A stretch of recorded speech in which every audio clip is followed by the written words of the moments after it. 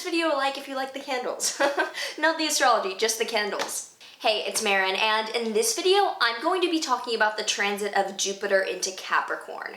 This is about a year-long transit, and it's a collective transit. This is going to be happening throughout all of 2020, pretty much until the tail end, for everyone in the world collectively. So today we're going to talk about what that means, what we can expect from this transit, and what in particular it's associated with bringing into each of our lives. Jupiter will enter Capricorn on December 2nd. First of all, what does Jupiter signify? Like its big, gassy appearance makes it seem, Jupiter is the planet of expansion, of optimism, of abundance, of knowledge, of bringing forth blessings and meaning and joy. And we can expect those things coming into whichever area of life it's hitting for us. So if you want to know where Jupiter is bringing those things into your life, you can check out the playlist down below for each of the 2020 transits and tarot forecasts and astrology forecasts for each sign. So Jupiter is the great benefic. It is the greatest force of bringing forth wisdom and expansion, generally by planetary signification. And it's coming into the sign of Capricorn, which is the sign of its fall. So to understand fall, we have to know what essential dignity is. And essential dignity is when a sign has a particular power or can exhibit a specific ability to express itself well in a certain sign. Jupiter is exalted in the sign of Cancer because the exaltation scheme is based on the rationale of the planetary joys and things to do with the astronomical layout of the sky based on idealized positions. Exaltation does not have to do with resonance subjectively in a sign. It's much more parsimonious and methodical. It's not subjective on resonance. It's due to basically objective astronomy. And if you want to learn more about the exaltation scheme, I recommend looking into the planetary joys. So a planet in its exaltation means that the planetary or the lens of that sign is supporting the innate planetary significations so that, for example, Jupiter functions optimally in the sign of Cancer. Cancer is a sign where traditionally the soul entered the body, and it's a sign associated with emotional security and forthrightness. So obviously expanding that sense of intimate security and coming into oneself is an optimal position for Jupiter to be in. The sign of a planet's fall is opposite the sign of a planet's exaltation, meaning that instead of having the lens of a sign supporting the planet, it has a lens of a sign that makes it difficult for it to support its inherent planetary significations. So Capricorn is a cardinal earth sign, meaning it is initiating practical matters. As Cancer was traditionally said to be where the soul entered the body, Capricorn was said to be where the soul left the body. It's our forward descent into winter, into absolute purge, into more darkness than light. Therefore, it is associated with endings, but endings is a sort of new beginning into scarcity to understand what actually pragmatically needs to be done. It's the initiation into winter, into the underworld time of year. And as a result, it's kind of the hibernation point, I like to think of it. Like you're stocking up to try to get through, you're concerned with what you need to do to survive and get through that scarcity time of year. Capricorn is ruled by Saturn, and Saturn is a planet concerned with boundaries, with rigid structures. And Saturn rules both Aquarius and Capricorn, but Capricorn, because Saturn represents boundaries and refinement, Capricorn is top-down boundaries. It's like, how can I solidify this structure?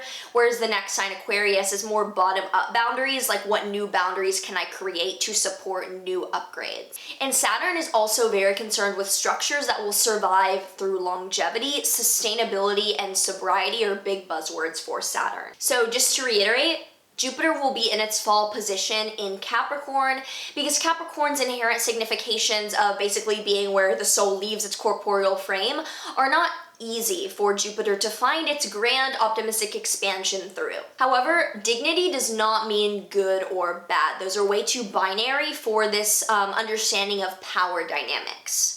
It's simply a challenging lens, and with challenge comes the pressure that leads to more growth and innovation.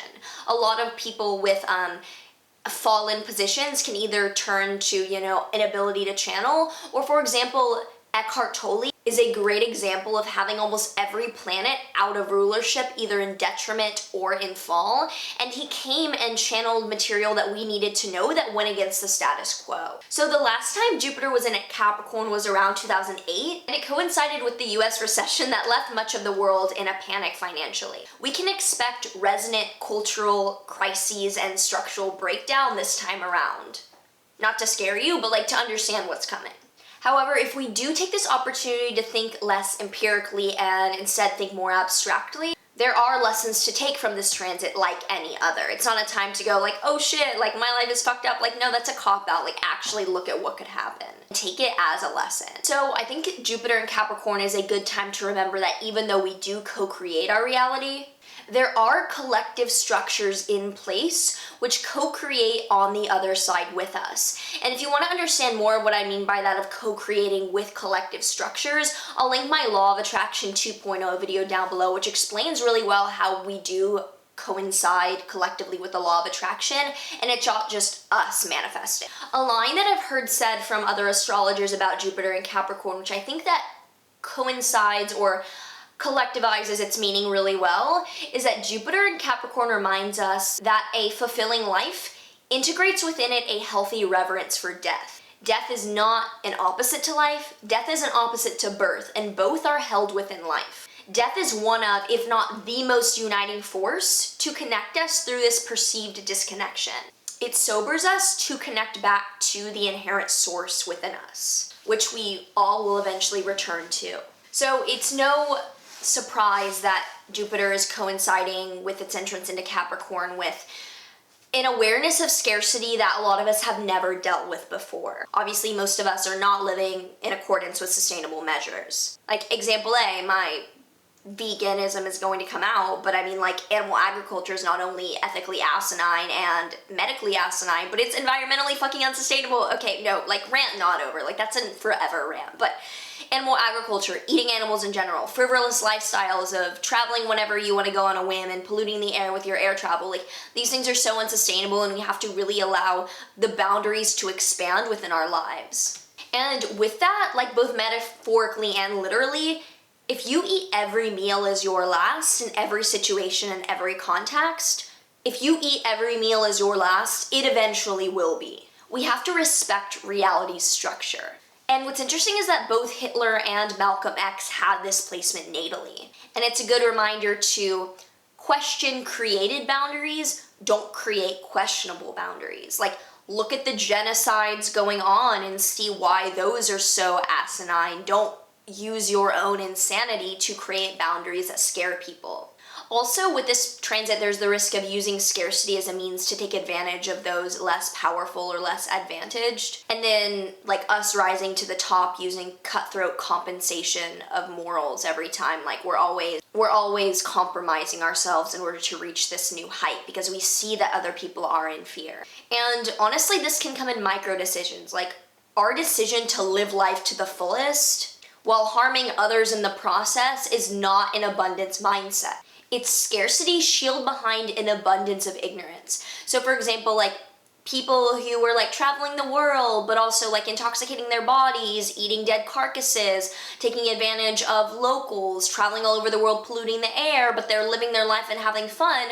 I'm sorry, that's not an abundance mindset. That's not living life to the fullest. We are all interconnected, and you are projecting your own inability to be intimate with the reality of your actions by covering it up with more and more aggrandizement. And on the other side, we can realize that absolute asceticism and renunciation often are similarly projective and not the full answer. This total negativity or this total rejection of worldly matters can seem freeing or like it's the answer, but first of all, there's never one answer, there's never one truth. We're all distorted beings. And nihilism is just a black hole. It's a cop-out from actually finding a way out. This like cancel culture of canceling everything is both unsustainable, again, and it's just fallacious. So again, a fulfilling life integrates within it a reverence, a healthy reverence for death, as it respects the construct of this current 3D reality collectively. Scarcity, it's not sustainable forever, obviously, but neither is this aggrandizement. And we can learn from scarcity in certain aspects. It can teach us what true abundance really means and what it should feel like when we're back on top of the world. True abundance is not stealing for ourselves, it's finding how we can all live in an ecosystem and a microbiome as a world that supports one another. And obviously, we're entering a new paradigm where we will literally die if we do not become aware and face up to the implications for our actions.